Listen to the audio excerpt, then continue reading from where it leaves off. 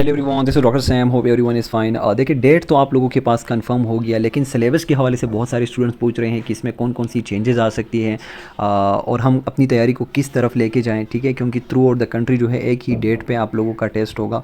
तो इस हवाले से मैं आप लोगों को मेनली इसी हवाले से गाइड करूँगा कि जो नोटिफिकेशन है उसको समझना भी एक स्किल है। ठीक है, आप लोग इसको पूरी तरह समझें कि आप लोग के पास क्या चेंजेस आएगी, क्या नहीं आएगी, और पीएमडीसी एक्चुअली कहना क्या चाहता है। ठीक है, तो ये चीज़ मैं अभी आप लोगों के साथ नोटिफिकेशन से क्लियर करवाना चाहता हूँ। देखिए, सबसे पहले जो है मैंने आप लोगों को पहले भी बताया था कि आपका एमडी के डेट जो है वो मिड ऑफ सितंबर में होगा, लेकिन ये एक हफ़्ता उससे भी पीछे गया हुआ है।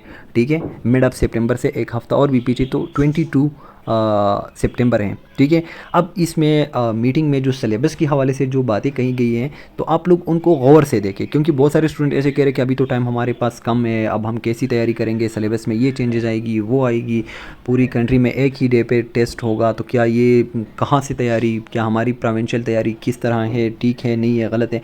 तो ये चीज़ें जो है इंशाल्लाह मैं इस वीडियो में आप लोग के साथ क्लियर करवाऊँगा। ठीक है, देखिए, सबसे पहले तो आप लोग देखें कि 19 जुलाई को ये फ़ैसला किया गया कि 22 सितंबर जो है आप लोगों का टेस्ट डेट है। ठीक है, अब इसमें जो है थ्रू आउट द कंट्री और अब्रॉड, ठीक है, बाहर भी और पाकिस्तान के अंदर भी सेम डेट पे टेस्ट होगा, लेकिन टेस्ट जो है वो एक कंडक्टिंग बॉडी नहीं कंडक्ट करवाएगी, बल्कि हर एक प्रोविंस में अलग अलग बॉडीज़ जो है उनको कंडक्ट करवाएगी। ठीक है, तरह पंजाब में यूएचएस है, खैबर पख्तूनख्वा में केएमयू एमडीकेट, ठीक है, केएमयू यूनिवर्सिटी, इसी तरह हर एक की अपनी अपनी बॉडी है।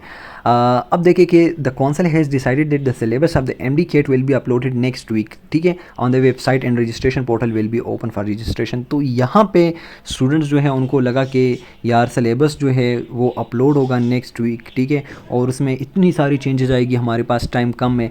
ठीक है, लेकिन अगर आप लोग इसके आगे रीड करेंगे, ठीक है, तो आप लोग को क्लियर हो जाएगा कि to facilitate the students, the council decided not to change the syllabus.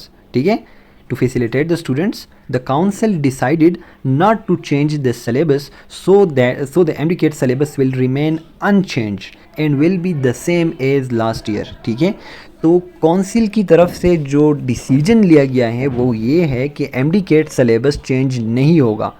If I am wrong तो आप लोग मुझे ठीक करवा सकते हैं कमेंट सेक्शन में। ठीक है, दोबारा से रीड करते हैं। To facilitate the students, the council decided not to change the syllabus.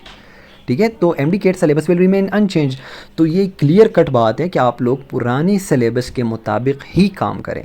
ठीक है, लेकिन हमेशा से मैं यही कहता हूँ स्टूडेंट्स को कि आप जो है पूरी चैप्टर्स कवर करें जो सिलेबस के अंदर है, क्योंकि एक टॉपिक और दूसरी टॉपिक के दरमियान अक्सर एक लिंक होता है। ठीक है, और वो लिंक जो है सिलेबस में टॉपिक के अंदर जो है वो स्किप किया गया होता है और फिर वो एमडीकेट में आ जाता है। लेकिन अगर एक पूरी चैप्टर स्किप है तो फिर आप उस चैप्टर को बेशक आप छोड़ दें। और एक और इम्पॉर्टेंट पॉइंट मैं आप लोग को बताऊं कि अगर एक चैप्टर है, बहुत बड़ा लंबा चैप्टर है, उसमें से 2 या 3 इररिलेवेंट टॉपिक्स है, तो फिर आप बेशक वो 1-2 टॉपिक्स ही दें। कि फिर बहुत लंबा चौड़ा चैप्टर है और उसमें से 2-3 टॉपिक्स हैं और वो भी एक दूसरे से हट कर हैं, ठीक है, तो फिर उनको जस्ट कवर करें।